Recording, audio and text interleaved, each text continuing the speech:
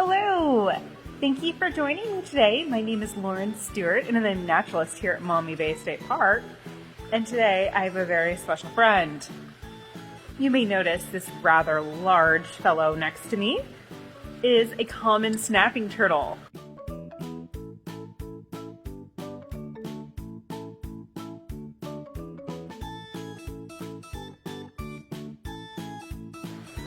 And they are very, very neat reptiles that we have here that are native in most of Ohio, actually.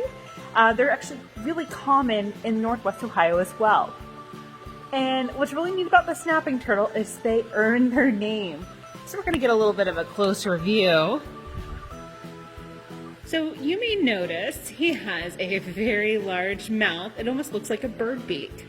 Now, what's a little bit different about these turtles than other turtles is the fact that they cannot pull their heads and their legs all the way into their shell. Some turtles can go completely into their shell. Some turtles can do most of the way through into their shell. However, the snapping turtle actually has a lot of exposed flesh, even with his shell. And let's see if we can get him to swim over here and show you his belly. He's a very, very long neck, but the top of his shell is Carapace, is heavily armored, but the bottom of his shell, his plastron, as you can sort of see now, is much smaller. He basically has a really tiny bottom plate. And that tiny bottom plate doesn't offer him much protection underneath. And so how he makes up for that is having a very strong bite with that really well-developed beak-like mouth. Now, I'm going to show you an example of his mouth.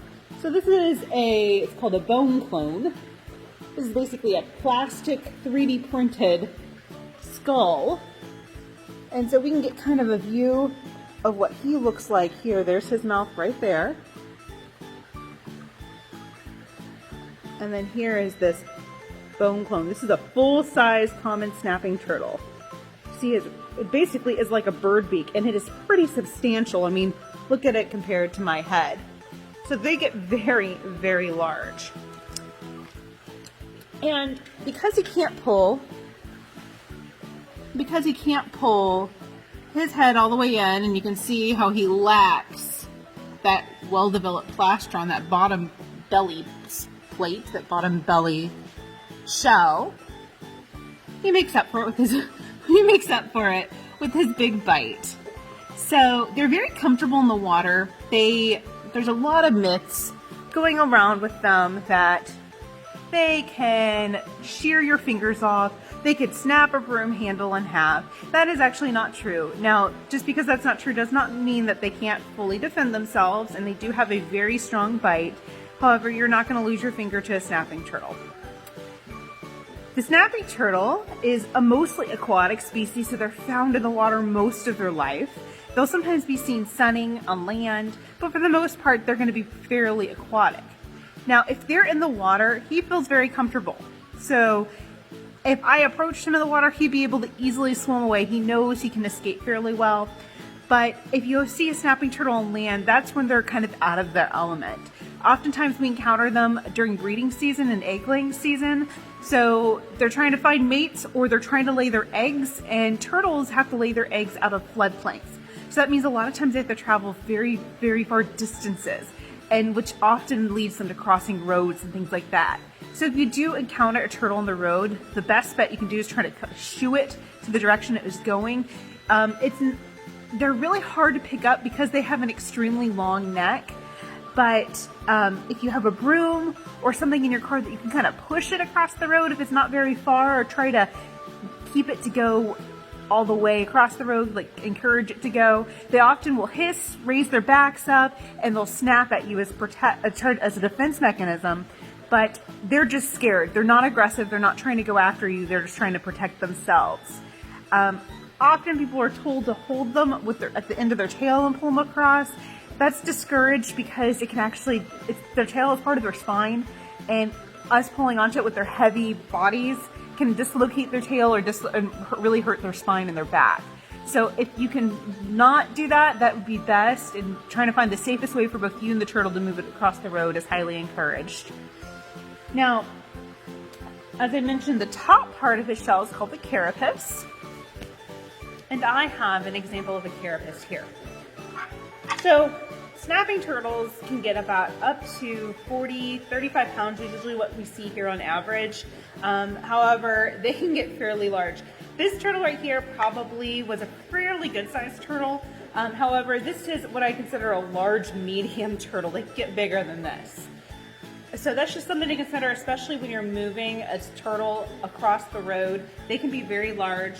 They have this well-developed, strong beak-like mouth that can do some serious damage, resulting in stitches. That is just something to consider when you're encountering one of these species. Just know that there's a lot of misinformation tied to them. A lot of people think they're aggressive, they're gonna go after you. However, they are not. We are way too big for the turtle to eat, and they're just trying to defend themselves. Another good perspective on size, this is actually a turtle foot. So here's my hand here next to the snapping turtle foot.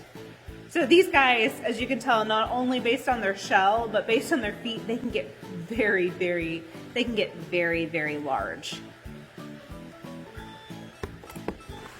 Now you may ask, well, what does a snapping turtle eat? And you can see some of his dinner hanging out back there. We have some fish. Snapping turtles are opportunistic.